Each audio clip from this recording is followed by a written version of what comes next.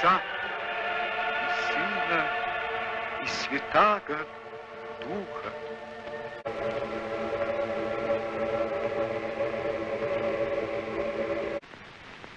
Богу венчанному царю и Анну Васильевичу сея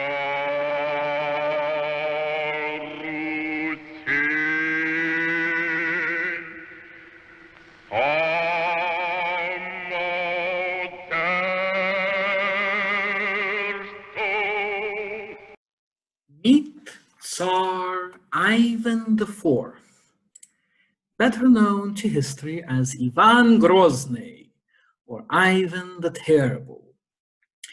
He has a fair claim to being the man who turned Russia from a patchwork of feudal estates into something resembling a modern nation state. And so, we'll be spending today talking about him. He also, as befits someone with a name like Ivan the Terrible, had a really interesting life. Now, a quick point before we continue. In English, Ivan Grozny is usually called Ivan the Terrible, but this is a bit of an old-fashioned translation. He's terrible not in the sense of being very bad, but he's terrible in the sense of causing terror. You could translate it perhaps more accurately as Ivan the Ferocious, Ivan the Awe-inspiring, which puts a rather different spin on things.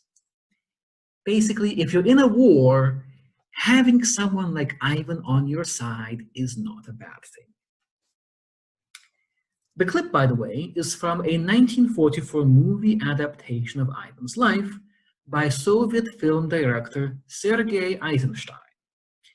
We'll talk more about him in later classes, but for now, you just need to know that it's a very famous movie and Eisenstein is a big deal in film studies.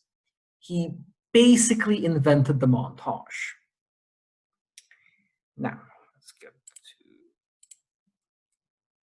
to all right. Now, Ivan was the grandson of Ivan III, Ivan the Great, whom we learned about last class. And his father was the Grand Prince Vasily III, who is sometimes called Vasily the Adequate for being a basically calm, low-key, successful ruler sandwiched between two of the greatest of the medieval tsars. Now, Vasily died when Ivan was only 3 years old as a result of a blood infection contracted while hunting. Ivan's mother, Yelena Glinskaya, became a regent for the child prince. But in 1538, when Ivan was only 8 years old, she died. The suspicion then and now is that she was poisoned. Between 1538 and 1546, the regency kind of wanders between various aristocratic families, with Ivan and his siblings being generally ignored and neglected. Ivan later wrote that he and his brother Yuri were sometimes left without food or clothing. Now, Ivan reached his 16th birthday in 1546 and managed to get himself crowned not simply as Grand Prince of Muscovy, but as Tsar of all Russia, a much higher title.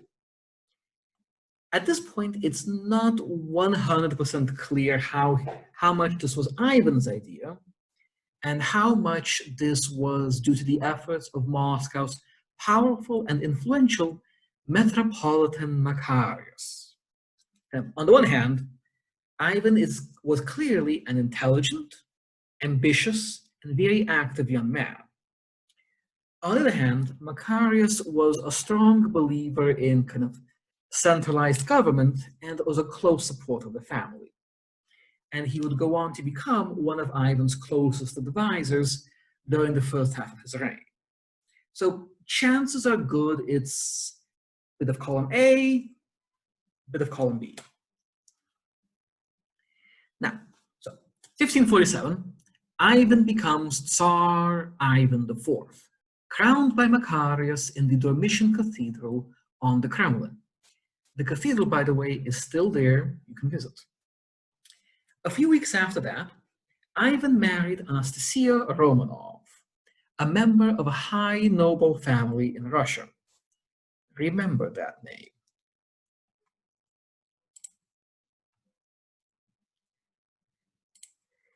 During the early parts of his reign, Ivan was an active and very effective ruler. His single most famous act is the conquest of Kazan.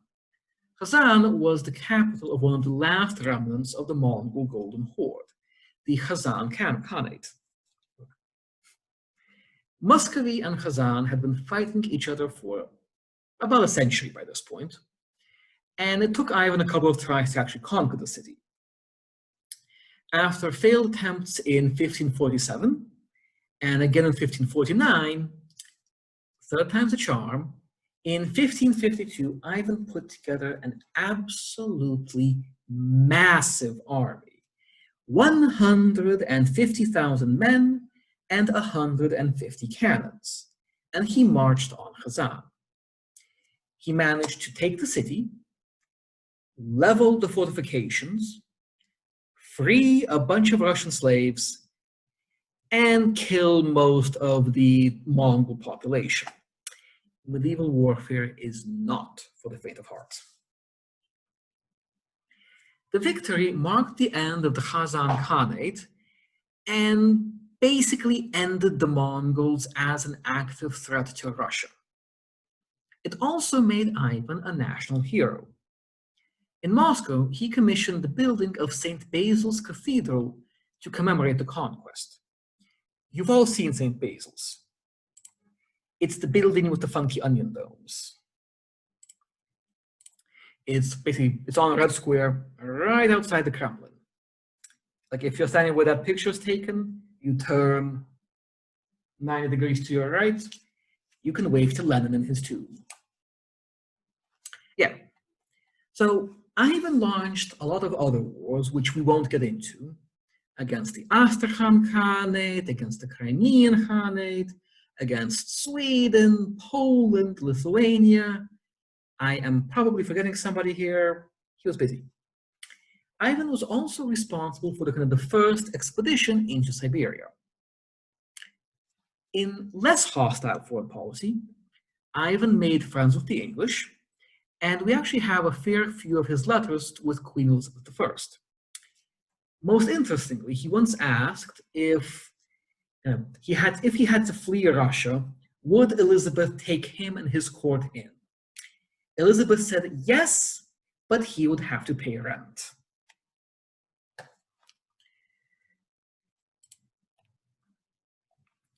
Domestically, Ivan's early reign was marked with efforts to centralize and reform the government.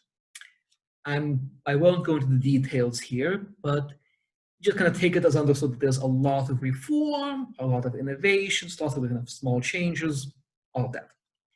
What you do need to know is three big things: the Zemsky Sobor, the Streltsy, and the Stoglavy Synod.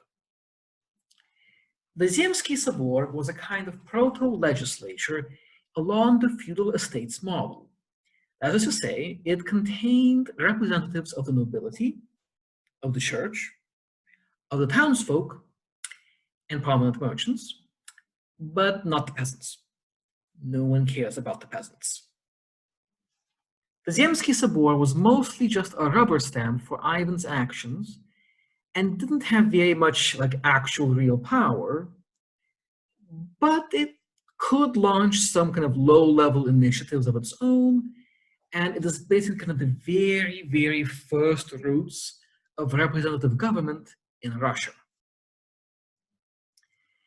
The streltsy, meanwhile, which is Russian for kind of shooters or marksmen, was Russia's first standing army, comprised of infantry recruited from peasants or free townsfolk, and armed with muskets and sometimes really big axes. We'll be talking much more about them next class. The Stoglavy Synod, meanwhile, which in English translates to the rather more epic 100-headed council, was an Orthodox Church council which standardized a lot of religious practice across the country. It basically kind of approves much local Russian ritual, improves the education of the priesthood, and bans people from taking shortcuts when doing the liturgy.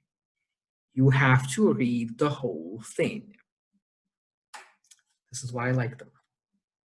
So, the first 15 years or so of Ivan's reign are very busy. He's doing a lot. He's reforming the government, he's making an army, he's beating the Mongols, he's reforming the church, and like on top of all of this, he's writing letters to half of Europe. He establishes the first printing press in Russia. He even composes a church hymn. Busy man. Then it all kind of goes downhill. Really downhill. In 1560, Anastasia Romanov died, and it was again strongly suspected that she had been poisoned. Ivan, who by all accounts was deeply and passionately in love with his first wife, was never quite the same afterwards.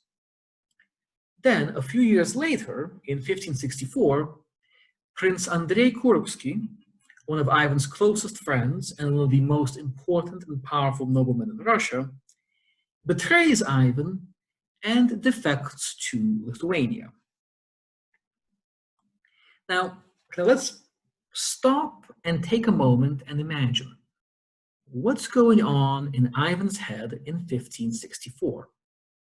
He grew up in this deeply hostile court. His father was dead basically before Ivan could remember him. His mother is poisoned at age 8. And then Ivan becomes the Tsar. He does everything you can really ask for. He conquers foreign enemies, he builds cathedrals. Like, what more do you want of the man? And as a reward, his wife is poisoned, his best friend stabs him in the back. You can see how this might change a man. Now, Ivan had never been the nicest person in Russia. He had always been a harsh man with a powerful temper. But in the latter years of his life, Ivan became increasingly prone to mood swings, paranoia, and bouts of profound melancholy. It certainly seems very likely that he suffered from what we today would call depression and post-traumatic stress disorder.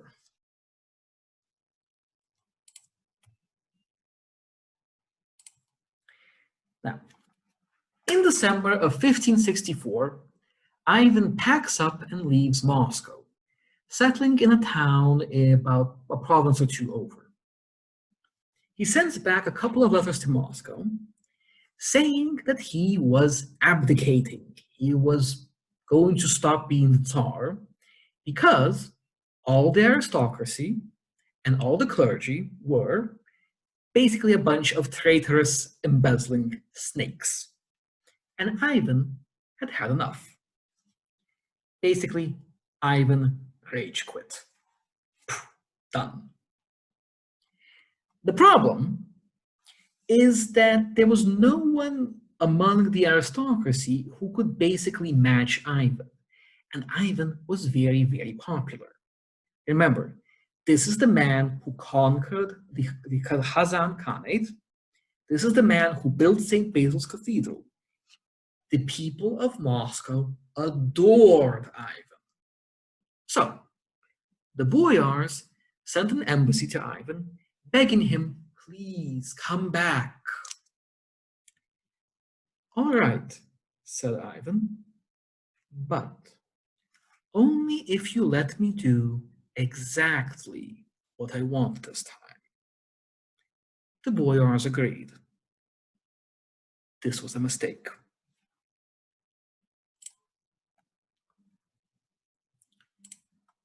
Upon his return, Ivan declared that he was going to punish all of the traitors in Russia. And to do so, he formed the Oprichnina. That's a vocab word, be sure to know it. The Oprichnina was basically a kind of state within a state, a series of territories that owed loyalty directly to Ivan, plus a kind of small private army recruited from lesser nobles or foreign adventurers, and again, responsible only to Ivan. The Oprichniki, as this personal guard was called, rapidly became almost like a secret police, unaccountable and honestly rather tyrannical. They existed outside the normal bounds of Russian society and became notorious for their cruelty and their capriciousness. The Oprichniki killed or exiled numerous Russian nobles, while their cruelty caused peasants to flee from Oprichnina lands and made the grain price go up tenfold. Matters reached a peak in 1570, when Ivan became suspicious that the wealthy and traditionally quite independent city of Novgorod, Alexander Nevsky's old town, was plotting against him. Ivan authorized an Oprichniki raid against the city, and this turned into a massacre. We don't really know how many people died. Records were not very good at that time.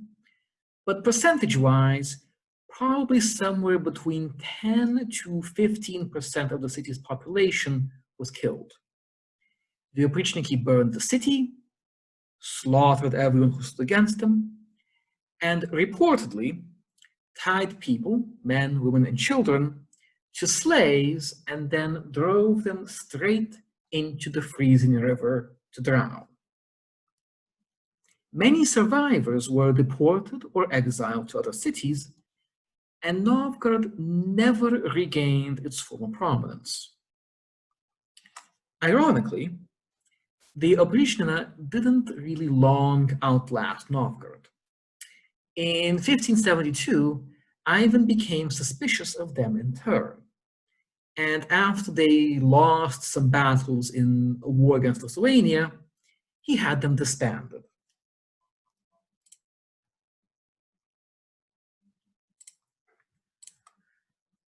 As he got older, Ivan kept getting kind of stranger, prone to volcanic displays of temper and grief. This came to a head in 1581, when, so goes the most common account, he became angry with his pregnant daughter-in-law for wearing what he thought was insufficiently modest clothing. Ivan hit her, and this caused a miscarriage. Ivan's son and heir, also named Ivan, Ivan Ivanovich, was less than pleased about this, and he confronted his father. The two men argued, and Tsar Ivan hit his son on the head with a pointed staff, inflicting a very severe head injury. Another person present, the boyar Boris Godunov, tried to stop him and was also injured for his troubles. Ivan regrets this action basically instantly, but it's too late. Although Ivan prayed day and night, refusing to leave his son's bedside, the younger man passed away a few days later. Ivan the Terrible himself now kind of a haunted shadow of a man, lived only a few years afterwards. He died of a stroke in 1584 at the age of 53. He left behind a more centralized Russian state, a larger and more secure Russian empire, a completely empty treasury, and a kind of cultural tolerance for autocratic and, one might say, capricious rulership. His little son, Fyodor, became the new Tsar. But that is tomorrow's lesson. Thank you, and good night.